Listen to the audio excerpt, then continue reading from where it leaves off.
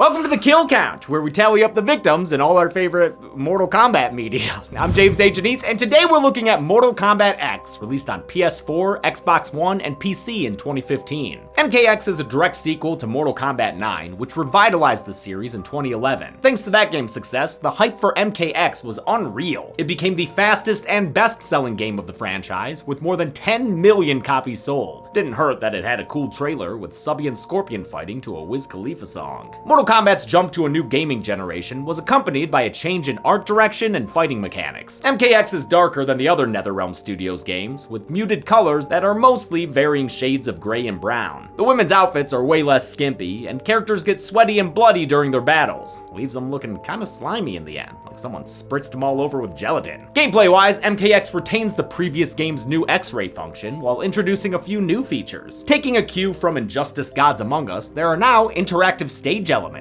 It's great. There's nothing like chucking a random bystander at your opponent. Brutalities return as another finisher option, but they're not the super string of combos they were in Ultimate MK3. Now they're basically extra fatalities that you can do to end a match instead of doing it afterward. MKX also brought back the long absence sprint function to encourage fast-paced combat with a K. It can't be overstated how aggressive this game's fighting style is. Combos are king, so it's not exactly friendly to casual players like me, who would try online play only to get juggled non-stop for the entire bout. Then there's the character variations, which give all the combatants multiple movesets and different strengths. I tried to learn, but I got lost when people started talking about 50-50s. What the fuck is that? Luckily, I don't care about getting good. You know I'm just here to watch my stories. Most of MKX takes place about 25 years after our heroes defeated Shao Kahn. That means they're all older, and a bunch of them have adult kids to continue the combat with a K. Us older folks are gonna retire someday. So it's time for your generation to step up. As divisive as the combat kids are, I'm down with a good time jump. Problem is, this story is time pogoing. We jump back and forth between the present and various points in the past, and they're all out of order too, so you end up seeing characters do stuff after you've already seen them die. Oh yeah, and there's a series of canonical graphic novels that takes place before this game. The story ends up being a damn puzzle, more like NetherRealm Studios. Still, at the end of the day, this is Mortal Kombat. The graphics are a huge step up from MK9,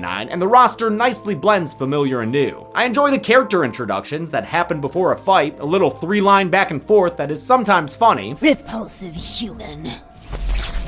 Sleeping with Baraka's repulsive. Who told you this? And sometimes shades in lore and backstory. How do you know me?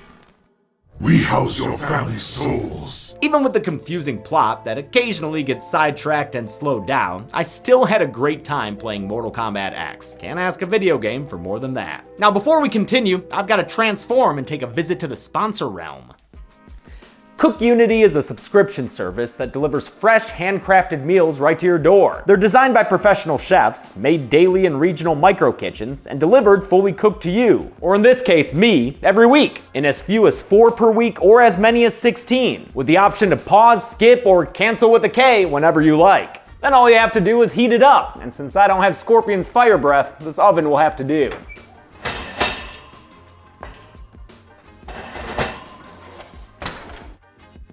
Thanks to Cook Unity, I'm able to put together a meal that's not only filling, but also well-made and interesting, without having to waste an hour or more of my day on cooking and doing dishes. After all, when you're in the business of death, life's plenty busy already. And Cook Unity offers a wide range of meals to choose from, with over 7 dietary preferences you can sort by, like vegan, paleo, and gluten-free. Now, my only dietary restriction is the blood of my enemies. So I'm gonna eat this Korean flank steak rice bowl with asparagus from Chef ESTHER Choi, a New York City chef who was named a Zagat 30 under 30 for her cooking. But if you're vegan, you could go for their vegan rigatoni vodka with pine nut parmesan.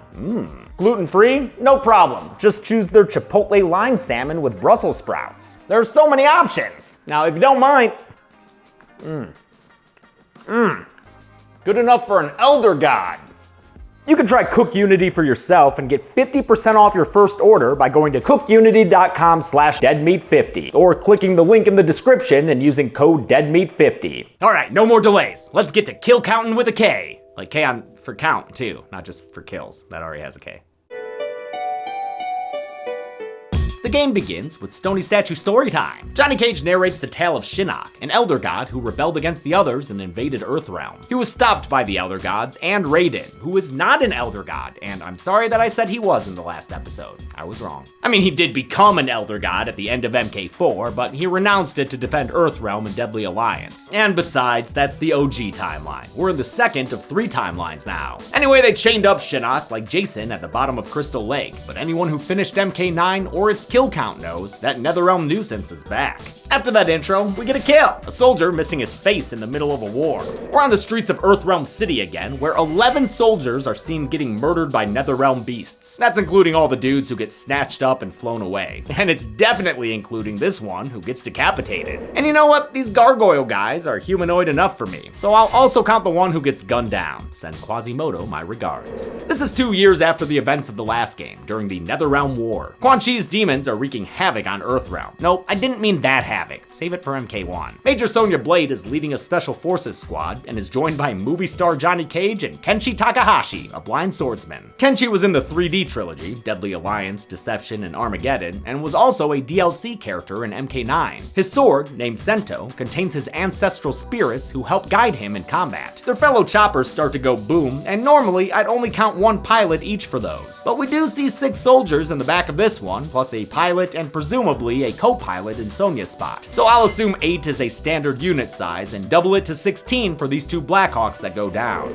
At least our heroes are on this chopper. Not that it's really all that much safer, I guess.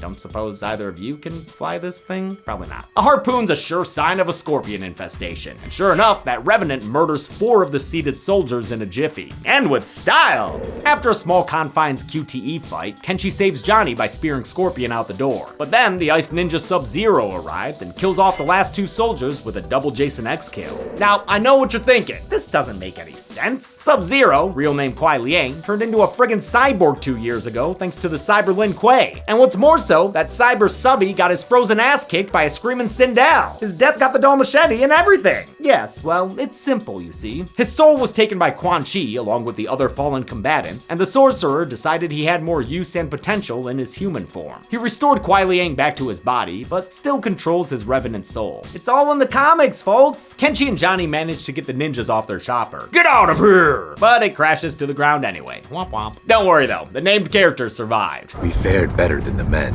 Yeah, sure could say that again, dude. Cage has to fight the ninjas properly on the ground, and during the battles, you can see 3 soldiers killed in the background. They're carried off to die by ghoulish gargoyles. All this fighting is worth it in their effort to reach Raiden's temple, where a battle sees 17 monks, I think, murdered by NETHERREALM beasts. Just so many dead Tony Shalhoubs all over the place. The only defenders left are Raiden and Fujin, who kill off 25 of these humanoid beasts with their combined weather powers. Oh, and with spears. Actually, they use the spears more. Way more. Yo, spears are dope. These kills are much cooler than that wind shit. Take no Fletch, Stormtail. They're just about overwhelmed, as is Josh counting kills, when we get one more for him to add. A beast whose stomach explodes thanks to a green skull from the sorcerer Quan Chi. He shows off some of his revenants, Sindel, Striker, and Cabal. The latter 2 ain't gonna do shit in this game, other than lie down to the Weather Wonder twins. Much scarier than these jobber ghouls is the ground-clapping entrance of Shinnok. He's an elder god from the NETHERREALM, and he's real poetic about death. Remove the shadow from the light. The shadow grows. The legacy of life is death. Is that Fallout Boy or MCR? Shinnok's probably Mortal Kombat's most powerful antagonist, at least up to this point. I mean, he took over the NETHERREALM after defeating Lucifer. Yeah, just straight up Lucifer. That's according to the manual for Mortal Kombat Mythology Sub-Zero, which marked Shinnok's first appearance as a low-res polygon monster. Mythologies was an action-adventure game released in 1997. It was the first in the series not to be a fighting game, so I never gave it any thought. Heard it's kind of a pain in the ass. Interestingly, it's still canon in this timeline, since it takes place before the events of the original Mortal Kombat, so it wouldn't have been changed by Raiden's confusing call to the past. Shinnok more prominently featured in MK4, where he was the main boss and a playable character, but he was absent from the next 2 games. He was in Armageddon, but I mean, who the fuck wasn't, am I right? On their way to Raiden's temple, the special forces see 9 dead Shaolin monks being cleaned up. Nothing like a good corpse pile. They're found by Revenant Nightwolf, who's joined for the fight by Revenant Jax and Revenant Smoke. Smoke is dead. I am an Ninra. Oh, I'm sorry, Revenant Anenra. Revenenra? Anenra's the Japanese word for smoke, which is cool, I guess. Would be cooler if smoke did anything in this game. It's a bummer for these Earthrealmers to have to fight their former friends, but they'd better do it, because Revenant Jax is full of piss and vinegar, minus the vinegar. Friends or not, they beat him up real good. Still sad though. We're gonna fix you someday. I can fix him! Inside the cave, Kenshi and Sento guide the SFers to a portal to Raiden's temple. Good thing, since Raiden and Fujin are attacked by Shinnok's forces and their coordinated grunting. The fight's a major headache, and Shinnok's getting ready to welcome them to the NETHERREALM when he's interrupted by a shadow kick, courtesy of Johnny Cage. The Elder God fights back with poise and style, sometimes pulling a mid-air Pennywise, and sometimes looking like Neo when he realized he's the one. Damn, Shinny's so elegant! He goes to kill Sonya, only for Johnny to interfere, and the combination of powers turns him into a Super Saiyan of sorts. Huh, things didn't work out that way for Liu Kang when two powers combined, or Nightwolf and Sindel, come to think of it. Guess Johnny's got that A-list plot armor. This green halo is apparently a product of Johnny's Mediterranean war cult ancestry. Wonder if we should call him a hero or a gyro. The gamma glow allows him to defeat Shinnok and secure his amulet for the good guys. Oh yeah, Shinnok's got an amulet too. Mortal Kombat loves its freaking amulets. Whole series lousy with them. Raiden uses the amulet to capture Shinnok, and though Quan Chi and his revenants get away, Johnny and Sonya start snuggling up real nice. She called me Johnny. Later, in another chapter, we see what happened after Shinnok was imprisoned. The flirty duo tracked Quan Chi to his fortress, where the sorcerer confronted them with Revenant Sub-Zero, Jax, and Scorpion. A bunch of fighting ensued, but it ended when Revenant Jax stuck a blade through Johnny's back. As Cage bleeds out, Quan Chi's centerpiece blood pool starts bubbling up a brand new Johnny Cage. Or just like a random bald guy, if you're going by the background when this place is a fighting stage. I'm not entirely sure what's going on. Is Johnny's life force being removed and put in a Revenant body? That's my guess. Raiden appears out of nowhere, as he does, and electroshocks the blood baby to reverse whatever's happening here. To help him, Sonya QTE kicks Quan Chi's ass, stomping his head a whole bunch of times. Oh, and one to his Quan Chi-ness too. Eventually, Raiden's lightning destroys the 3D blood printer, saves Johnny, and restores Sub-Zero, Scorpion, and Jax to their living human forms. That's amazing. No, that's bullshit. What even happened there? By coupling Quan Chi's dark magics to my own, I was able to restore their souls. Oh, yeah, sure, okay. Quan Chi escaped yet again, but at least this actor and this cop found love. Now it's 20 years later, and an older Johnny Cage is leading a bunch of youths. Among them, Cassie Cage, he and Sonya's 20-year-old daughter, so you do the math. Johnny must have invaded more than one sacred temple that night. Yeah, I mean. Cassie is a Special Forces soldier, as is Jackie Briggs, the daughter of Jackson Jax Briggs. They're teaming up with Kung Jin, a member of the Shaolin monks like Liu Kang and Kung Lao before him, and Takeda Takahashi, the son of the blind swordsman Kenshi and a member of the Shirai Ryu, which is of course Scorpion's ninja clan. Now again, I know what you're thinking. You didn't mention the Lin Kuei, James. Well, that's where this group is headed right now, to convince the Lin Kuei Grandmaster to join their cause. And that Grandmaster is a scorching hot Sub-Zero. After Raiden's lightning restored him from his revenant state, Kuai Liang rose to the top of the Lin Kuei clan. The combat kids try to sneak in and confront him, but come on, this Sub-Zero motherfuckers! First he beats down Cassie, but compares her favorably to Sonya. Then he disciplines Takeda Takahashi, Jackie Briggs, and Kung Jin with both his actions and his purrs. False bravado does not suit you. Those dulcet tones are provided by Stephen Bloom, previously heard on this show by some of you as the Critters in Critters Attack. He also voices Reptile and Bo Rai Cho in this game, and you may know him as Wolverine or Spike Spiegel. With all those credits, you want to like this guy, so it's a good thing these fights were just a training exercise. Turns out Subby's been allied with Johnny Cage the whole time. I love the little crab walk this guy does when he cuts the kids free. Whoop, whoop, whoop, whoop, whoop. Johnny's put together this group project to keep peace with Outworld, which is in the midst of a civil war. Their current emperor is Kotal Khan, the last member of the Aztec-inspired Aztec race. His rule is being threatened by Melina, who inherited the realm after the death of her father Shao Kahn, scary skull mask guy. Now she's fighting to take it back with a few loyal forces, and more importantly, Shinnok's amulet. Melina has the Tarkatans on her side, and they stage an attack on Kotal Khan's procession. It gets 6 of them killed by Kotal's cortege, which includes Ermac and his creepy dead guy powers. Also includes this bug lady. You don't want to get killed by Bug Lady. As the fight continues, a wide shot and other angles show 36 more bodies to count. Holy crap, man. They consist of both Tarkatans and forces loyal to Kotal Khan. Thank you for your counting service, Josh. You a real one. Our old friend Kano's here, and he's being paid for by the Melina for Emperor group, so he tries to assassinate Kotal Khan. He's almost quick time evented out of his one good eye mate, then beat down in the old-fashioned button mashing way. Oh, glad to see the fighting hasn't spread to the giant crank district back there. Before Kotal-Kahn can kill Kano, he's stopped by a fireball from Tanya. Tanya's an Adanian, the god-descended human-looking race that includes Kitana and Jade. She's allied with Mileena in hopes of winning Adania's freedom from Outworld. Tanya first appeared in Mortal Kombat 4, where she worked for Quan Chi and Shinnok. I don't know what Kitana saw in you. Can't you see, Liu Kang? This is a trap! Her improved voice acting in this game is provided by Jennifer Hale, best known as FemShep in Mass Effect. Kotal-Kahn uses his sunlight powers to defeat this freedom fighter, then teleports to a rooftop, where he quickly takes down 3 Tarkatans with various forms of dismemberment. Kotal-Kahn's kinda cool. He moves on to Mileena and bests her in combat with a K, but then she breaks out the super weapon. Holy shit, that amulet disintegrates 3 dudes! Mileena escapes thanks to another Adanian named Rain, who splooshes her away. That was so sudden, just... The violent civil war between Kotal and Mileena is causing a refugee problem, as wars do. Thousands of Outworldians, or Outworlders, have come through a portal to Earthrealm, and the Special Forces are trying to control the situation. They speak to Li Mei, an Outworlder from the village of Sun Do, and a character who first showed up in Mortal Kombat Deadly Alliance. In the original timeline, she and her people were enslaved by the sorcerers to build a temple that would make a soulmate-o. She fought for the freedom of her village, but it didn't quite work out in the end. In MKX, Li Mei's a non-playable character who's willing to help out Earthrealm, even as Johnny Cage completely dismisses her people. Our village, Sundo, was the epicenter of a fierce battle. We barely escaped with our lives.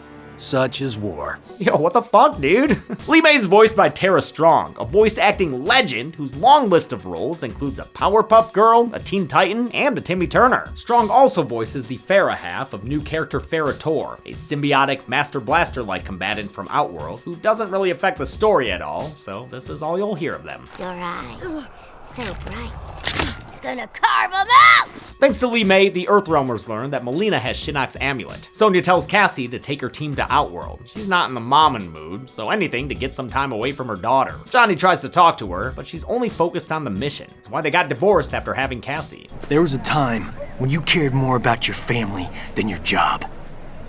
General. The combat kiddies head to Outworld and run into Aaron Black, a new character who's a badass gunslinger with a cool voice. Now state your business, including a reason why we shouldn't kill you. He's voiced by the prolific Troy Baker, who also voices Fujin and the big bad himself, Shinnok. Baker is a video game mainstay, voicing tons of well-known characters, including Joel in the Last of Us games. As for Aaron Black, he's an Earthrealm-born mercenary that may or may not have worked for Kano's Black Dragon clan. He was born in 19th century Texas, but granted a long life by Shang Tsung, which is why he's still here. He works for Kotal-Kahn as their reptile-like low-card jobber. The MK babies flash some amulet to gain cred, but it doesn't work. I can buy one of those at that stall right over there. Wonder if that's where you can buy the DLC horror characters too. MKX combat packs included Jason Voorhees, Leatherface, the Xenomorph from Alien, and Predator. And y'all say this shit ain't horror. Kung Jin avoids a fight and gets them backstage passes to see Kotal-Kahn at today's public execution. It's the hottest ticket in Outworld. The condemned man is a starving guy, only guilty of stealing bread to survive, so Kung Jin stops his beheading with an arrow. Fighting ensues, like a whole bunch of it, and Kung Jin puts down the cowboy, but I don't think anyone actually gets killed amidst all the chaos here. If there had been deaths, they'd be in bigger trouble when Bug Lady finally arrives. This is Devora, and she's a chitin, a colony of insects that bond together to form a humanoid body. She's like if Oogie Boogie and Tinkerbell had a baby. Please don't send me that porn. She's divisive among the fan base, but personally, I fucking love Devora. She's one of my favorite new characters, and not just cause she's hands down the hottest bug I've ever seen. Sorry, Flick. I love the way she refers to herself as this one, and her wonderful, interesting voice acting done by Kelly Hu. Last seen on this show in Friday 8, Jason Takes Manhattan. She took that hell of a drop. Finally, Devora's a dope-ass hype woman. Make way for Kotal-Kahn! Move! Kung Jin's crew yells at him for interfering, getting so mad they double swear. You wanna take this opportunity to tell us what the fuck shit you were thinking? Great delivery by Cassie's voice actor Ashley Birch, who was in Borderlands, Horizon Zero Dawn, and the indie game Life is Strange. We find out why Kung Jin is sympathetic to petty thieves, because just 5 years ago, he was a pretty petty thief himself. He broke into a Shaolin monk temple and took an heirloom amiibo that belonged to his cousin Kung Lao. Raiden caught Kung Jin and caught the kid's dressing down. He was mad at the Lightning Lord for letting Kung Lao get killed. You made him fight Shao Kahn.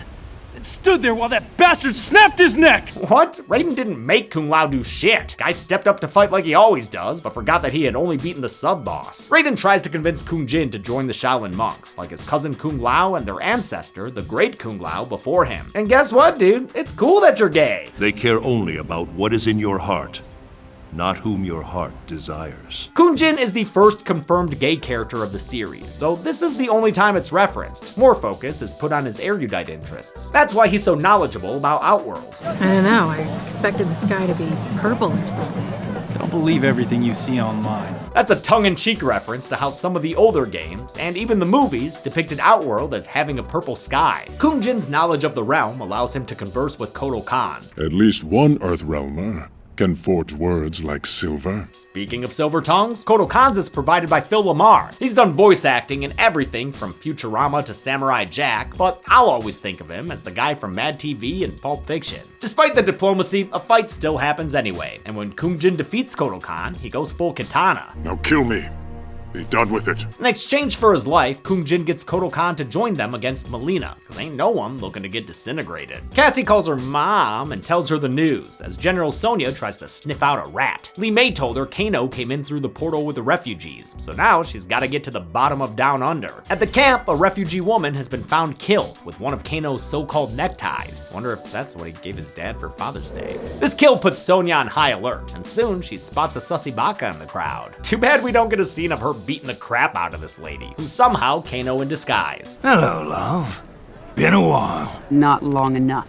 While Kano was voiced by the returning Michael McConaughey, Sonya has a new voice in the form of Trisha Helfer, best known for Battlestar Galactica, or if you're me, Lucifer. Oh, she also voiced Kerrigan in StarCraft 2. Fuck yeah, dude. They fight in the refugee camp, and I'll just note that sometimes a Tarkatan comes through the portal back there and gets killed. But this is a random occurrence that varies depending on how long your match goes on, so I'll only count this as a single kill. Not sure what else I'm supposed to do.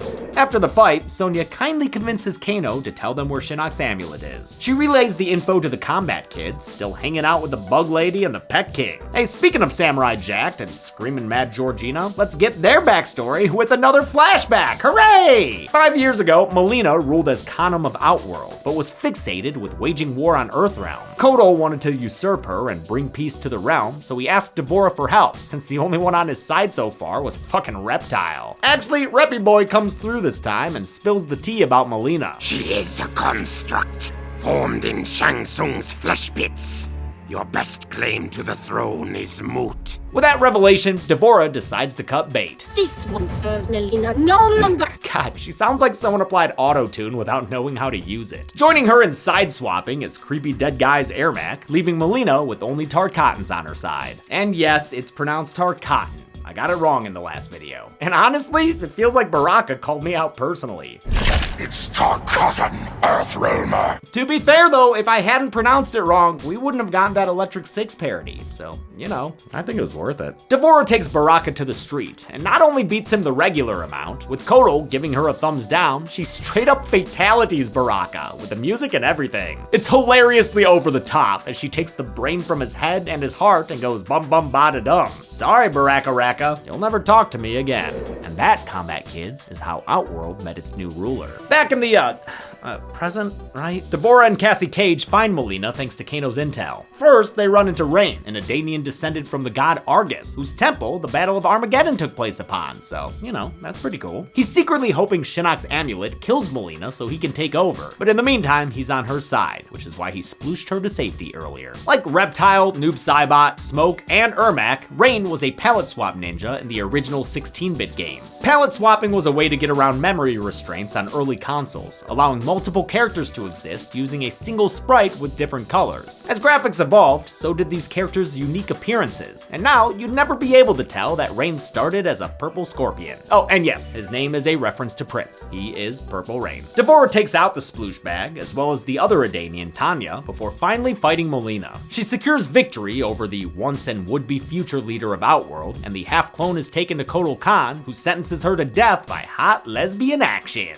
Oh, so that's why Mileena's design in this game has lips, so she can be killed by D'Vorah, who pukes bugs into her mouth until her skull skin is nothing but bug food. Fucking gross. The rebellion is over. As is my appetite. With Melina taken care of, Kotal Khan turns on the Earthrealmers, taking Shinnok's amulet for himself and holding them captive. And if one betrayal wasn't enough, try a bugs! Cause turns out Devora's scheming against Kotal Khan and is actually allied with the forces of NETHERREALM. This one lives to serve Shinnok. This one kills 2 Outworld guards with her bug powers, then retrieves Shinnok's amulet. Great, now a bug's got a WMD. Sonya visits Jax, who has spent his post-Revenant life as a simple man on a farm. He's mad his daughter Jackie joined the Special Forces and still holds it against Sonya, and especially Johnny Cage. But they want his help capturing Quan Chi now that he's resurfaced, and thankfully for them, it's always saving time for Farmer Jax. His daughter could use saving right now, since she and the combat kids are locked up Akon style. Cassie really living up to her last name. Once again, it's flashback o'clock, and someone must have stopped at a 7-Eleven, cause it's taquito time. 5 years ago, Taquito was a student of Hanzo Hasashi, aka Scorpion, who at that point was an ex-Revenant who had a serious glow-up. Taquito had been estranged from his father Kenshi, but Master Hasashi organized a father-fuckboy reunion. Despite some initial conflict between them, they made up, and Kenshi told his son he had more to learn.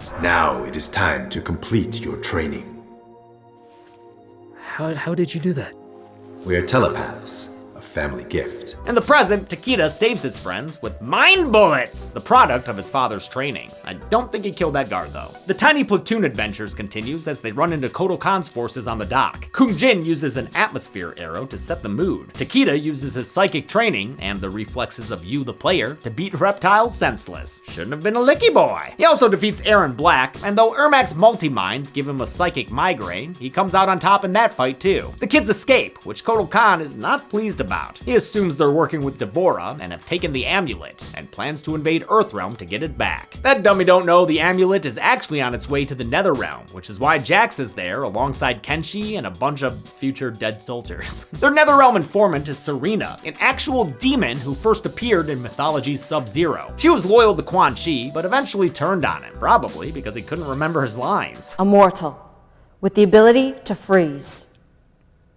I forgot my line. You suck. Thereafter, she aligned herself with Bihan Sub-Zero and the Lin Kuei. She's only been playable in the Game Boy Advance Game Tournament Edition, and of course Armageddon, but she does make a return in this year's MK1, where you can see her in her little imp form. Quan Chi's a-comin' with some revenants, all of them riding demon rams? I don't know, they're pretty cool though. The bad guys murder 13, I believe, Special Forces guys, with various forms of magic, beheadings, fireballs, and a little gun. God damn it, Stryker! Jax gets involved and beats down Revenant Kung Lao with his very fun fighting style that includes fucking power bombs. Hell yeah, dude. Revenant Sindel is able to hang on by the skin of her teats before succumbing to Jax's one-man armies. So much for her overlooked, unfit appearance. Jax then saves Serena from Revenant Katana, who seems to enjoy her present state. It suits me. I am a victim no longer.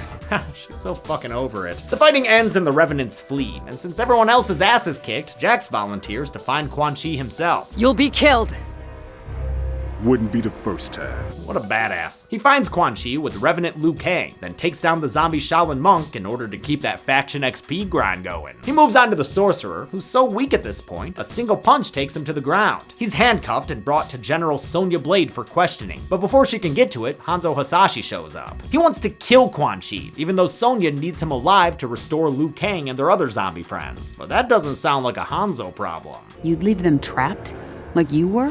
Only Quan Chi concerns me. Scorpion man, always only looking out for number one. His Shirai Ryu warriors descend upon the Special Forces, but since he gave them orders to wound, not kill, I'm not gonna count any background bodies here. Hanzo and Sonya fight, and the funniest fucking thing is when you use your X-ray to defeat her, and then after the fight ends, he says this. I wish you no harm, General Blade. It was a painless harpooning, you see. In any case, nothing's gonna stop Hanzo from getting to Quan Chi, whom he calls the architect of his suffering. That's because doodle-doo, doodle-doo, doodle-doo. 5 years ago, Hanzo learned quite the ice cream scoop from Kuai Liang. After getting de-revenantized, Subby returned to his clan, who were still cyborgs under the leadership of Grandmaster Sector. Sub-Zero killed Sector and keeps the cyborg's head around like Bishop in Alien 3. With that visual aid, we can put the ketchup-y Lin Kuei on the kill count. Subby examined Sector's memory chip and learned that the Lin Kuei were working for Quan Chi, who took personal responsibility for slaughtering the Shirai Ryu. Dun dun dun.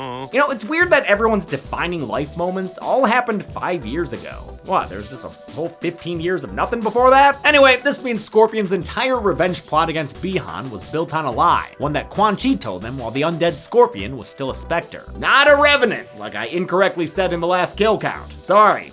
Again. It was Quan Chi who killed Hanzo's family, not Bi-Han, which is why Hanzo's coming after the sorcerer now. Quan Chi tries to talk his way out of it, but Scorpion's— My name is Hanzo Hasashi! Sorry, Hanzo's too pissed off to listen. I know some people were frustrated by his actions here, but this is the same dude who killed Bi-Han after promising Raiden he wouldn't. He's a hot-headed guy out for vengeance.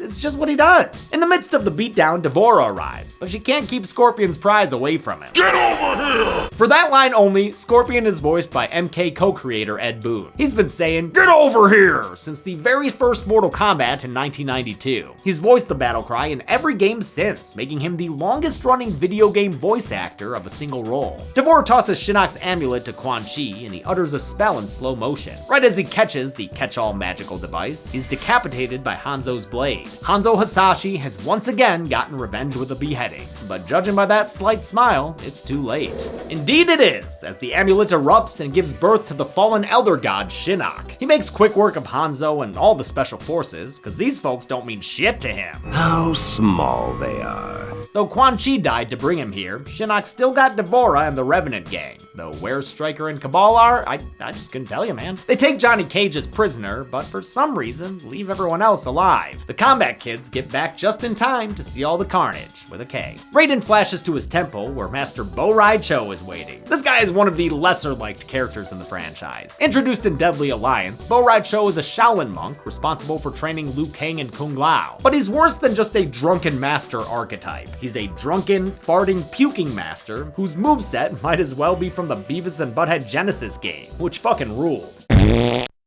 That was cool. Looks like in this timeline, dude still gets his drink on, but at least he seems a bit more hygienic. The two of them head to the Jinsei Chamber, which is a giant well of Earthrealm's life force. Such beauty, like gazing upon the elder gods themselves. Really? Because I don't remember them looking like blue lava, more like, you know, giant heads. Raiden tells Bo Rai Cho he's really sad about Liu Kang and Kung Lao getting killed and becoming revenants. He still hopes to restore them to human form. I suppose it is possible. As long as Quan Chi lives. Oh, looks like Hanzo's gonna be in trouble again. Raiden reminisces about the past. Damn it, not again. But this time we switch it up and go back 25 years, in between the events of Mortal Kombat's 1 and 2. Or, I guess, in between the first and second parts of MK9. Man, this shit's confusing. This was during Shao Kahn's invasion of Earthrealm, and apparently D'Vorah was there the whole time. Oh, Baraka, that bug leg gonna kill you in the future. This flashback feels like the least necessary of the game, outside of watching Raiden stop D'Vorah's attacks with a giant bug zapper. But we don't really learn anything new here. It feels like padding so you can play as Raiden a little more. Back in the present, Raiden's back to bath is interrupted by Shinnok, who zaps Bo Rai Cho, but I don't think kills him. You know not his power. His soul cannot be subjugated. The Nether God leaves through a door that must have spent a lot of time doing Ab Ripper X. Damn, get a door. Raiden is forced to fight Liu and Lao, whom he just said were like sons to him. Guess they've got a Ray and Dominic thing going on then. All the zombies stomp a mud hole in Raiden's ass, but he fights back, and fights back the tears when Revenant Liu Kang gets sassy. This is not your destiny, Liu Kang. More visions, Raiden? Do you still see the future? Love that line delivery by Tom Choi, returning to voice Liu Kang from Mortal Kombat 9 and MKVDCU. Raiden defeats Liu Kang and goes to stop, whatever's happening here. Is Shinnok bleeding into the Jinsei? And what the fuck's D'Vorah do? Yo, damn, this alliance ain't deadly, it's nasty. Yuck. Raiden gets trapped by Shinnok's ground grabbers, and the fallen Elder God submerges himself in Jinsei. The steam from his bath is seen for miles around, ushering in the end of the world as we know it. Quick, everyone, get your final thoughts out. Hey, I think I love you is more than just a guard. Wait, what? Between the Jinsei shower and probably a bunch of rare candies, Shinnok evolves into a Chernabog? Or maybe a Shinnabog. It's up to the combat kids to save the day, but en route to Raiden's temple, they run into an Outworld portal. Kotal Khan and his crew, with a K, is here, thinking they stole the amulet. The Endor-like woods fight that ensues sees 8 Outworlders get killed. A grenade knocks a tree down onto 6 of them, and then Kung Jin kills 2 more with his energy arrows. There's some fighting and a little bit of romance as as Jackie and Takeda develop a relationship of convenience. She gets a good moment when she beats down Ermac, considering he's the reason her dad had to hold her as a baby with metal arms. The kids tell Kotal Khan that Shinnok's the bad guy. I mean, look at that sky. It's all evil. Kotal decides that he, for one, welcomes his new Shinnok overlord. I will appease Shinnok. Bring him your heads. Gain time to bolster Outworld's defenses. The combat kids are cornered, with a K, but at the last minute, their attackers freeze. Rescue comes in the form of Sub-Zero and the Lin Kuei, though I don't see any definitive kills in the background. As Subby pushes Kotal Khan back to Outworld, the kids continue on to Raiden's temple. They overhear that Shinnok wants to capture Earthrealm first, then make war on the heavens and defeat the Elder Gods themselves. That would basically end the universe, so they fight their way through the Revenants, one of whom reminds MK9 players of their past trauma. Has your mother ever told you what I did to her friends? Kill them all in the blink of an eye. With all these damn Revenants around, only Cassie and Kung Jin are able to make their way inside, where Raiden is still getting the bastard Skelly squeeze and Cassie's dad is getting gnawed on by Devorah's bug friends. Cassie puts an end to that shit. You're the bug, I'm the windshield. Before she can free Johnny from that very expired honeycomb, Tim Curry legend-looking Shinnok shows up and kicks her ass evilly. He's ready to finally get back at Johnny Cage for defeating him all those years ago, but only problem is, looks like the green apple don't fall far from the shadow tree. Holy shit, it does run in the family. As Cassie Cage, you're forced to fight the absolute pain in the ass that is corrupted Shinnok. Man, did this guy suck to fight. Thankfully, Cassie has the ultimate power of guns? Oh, come on! Eventually, probably after many tries, you win the fight. Most likely with a bunch of jump kick uppercuts. His ultimate defeat comes when Cassie crushes his fully rendered shin nuts. With Shinnok defeated, Cassie and Kung Jin help Raiden into the Jinsei energy source. His magic, or whatever, zaps the corrupted Shinnok back into his usual sassy old guy form. That's amazing. Then Raiden screams and the red clouds of death dissipate. Revenants Liu Kang and Kitana get the heck out of there. Raiden and Johnny Cage are saved, and the Cages are reunited with Sonya Blade as a family. You did a great job with your team, Johnny. You hear that, Cass? She called me Johnny. Oh, that's nice. The Jinsei is restored and all seems well, except Raiden's become a bit miffed. He's been corrupted by Shinnok's powers after removing them from the Jinsei, giving us the badass that is Dark Raiden. In a final scene, he warns that he's through being Mr. Nice God. From now on, the best defense for Earthrealm is an aggressive offense. I will seek out and destroy all who threaten it. No mercy will be shown. No quarter given. To prove he's serious, Dark Raiden tosses Shinnok's still living head towards the feet of NETHERREALM's new rulers, the revenant forms of Liu Kang and Kitana. They now rule the afterlife as undead king and queen. Yes! Were more souls sent to the NETHERREALM this time than in the Redux of MKs 1 through 3? Let's find out at the numbers, after I check out this episode's new roster of combatants. Okay, now I know how this works. Whoever I pick, I'll have to fight. So let's see. I'm not gonna fight my wife. Scorpion Sub-Zero's a little played out, so... Oh, Tremors 4 Dandy Zoran? Yeah, I could take this guy. Fight. All right, let's do this. Critter ball. Oh, nice move. Critter ball. What do you... Critter ball. Critter ball. You have any other moves? Critter ball. Jump. Finish him.